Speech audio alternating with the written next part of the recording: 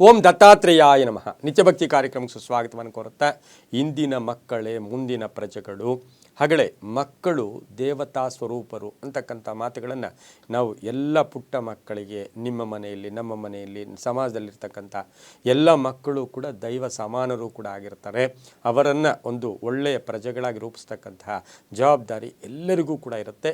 ಆದರೆ ಇವತ್ತಿನ ದಿನ ನಮ್ಮ ಸನಾತನ, ನಮ್ಮ ಹಿಂದೂ ಸಂಪ್ರದಾಯದಲ್ಲಿ, ನಮ್ಮ ಸಂಸ್ಕೃತಿಯಲ್ಲಿ, ನಮ್ಮ ಮನೆಯಲ್ಲಿ ಪುಟ್ಟ ಮಕ್ಕಳಿದ್ದಾಗ, ಅದು ಹೆಣ್ಣು ಮಗು ಆಗ್ಬೋದು, ಗಂಡು ಮಗು ಆಗ್ಬೋದು, ಆ ಮಕ್ಕಳಿಗೆ ಕಾಲು ಚೈನುಗಳನ್ನು ನಾವು ಹಾಕುವುದ ಪದ್ಧತಿ ಅನಾದಿ ಕಾಲದಿಂದಲೂ ಬರ್ತಾ ಇದೆ.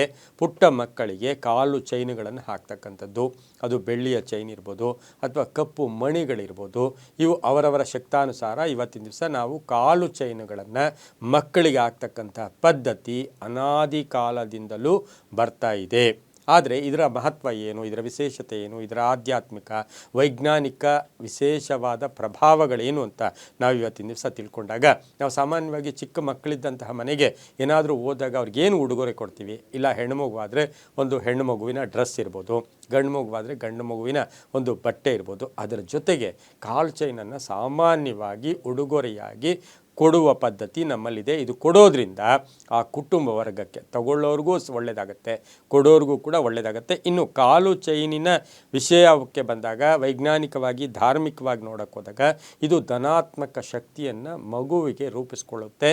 ಮಗುವಿಗೆ ಯಾವುದೇ ನೆಗೆಟಿವ್ ಎನರ್ಜಿಯನ್ನು, ಋಣಾತ್ಮಕ ಶಕ್ತಿಗಳು ಆ ದೇಹದಲ್ಲಿ ಅಳವಡಿಸ್ಕೊಳ್ಳೋಕೆ, ದೇಹಕ್ಕೆ ಬರದೆ ಅದು ಕಾಪಾಡುತ್ತೆ. ಇದರ ಜೊತೆಗೆ ಆ ಪುಟ್ಟ ಮಗುವಾಗಿರುತ್ತೆ.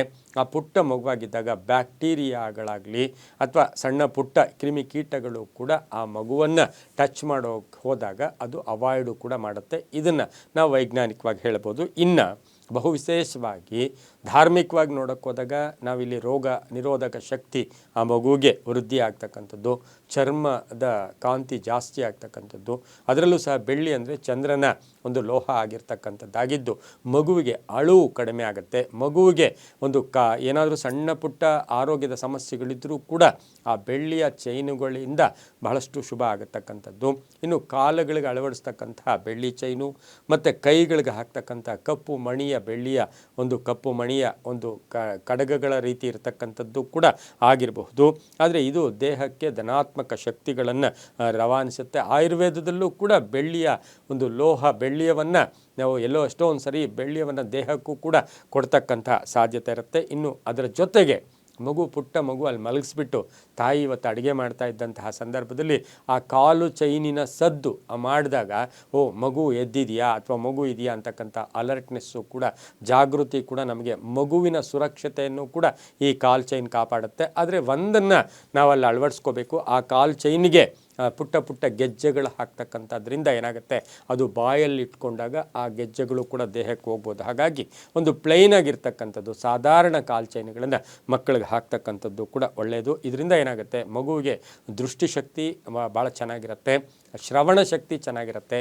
ಆ ಕಾಲಿನ ಸದ್ದಿನ, ಆ ಚೈನಿನ ಸದ್ದು ಆ ಮಗು ಪ್ರಥಮವಾಗಿ ಮಗು ಕೇಳಿಸ್ಕೊಳ್ತಾ ಇರುತ್ತೆ. ಶ್ರವಣ ಶಕ್ತಿ ವೃದ್ಧಿ ಆಗ್ತಕ್ಕಂಥದ್ದು.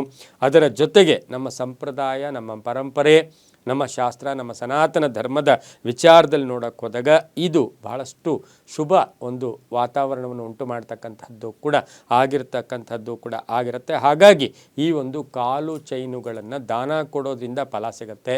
ಮಕ್ಕಳಿಗೆ ಹಾಕೋದ್ರಿಂದ ಮಕ್ಕಳಲ್ಲಿ ಚೈತನ್ಯ ವೃದ್ಧಿ ಆಗ್ತಕ್ಕಂಥದ್ದು, ಮಕ್ಕಳಿಗೆ ಒಂದು ಶಕ್ತಿ ಬರ್ತಕ್ಕಂಥ ಸಾಧ್ಯತೆ ಇದ್ದು, ಎಲ್ಲವೂ ಕೂಡ ನಂಬಿಕೆಯ ಆಧಾರ ಅಂತ ಹೇಳ್ತಾ, ಸರ್ವೇ ಜನ ಸುಖಿನೋ ಭವಂತು, ಸಮಸ್ತ ಸನ್ಮಂಗಳಾನಿ ಭವಂತು.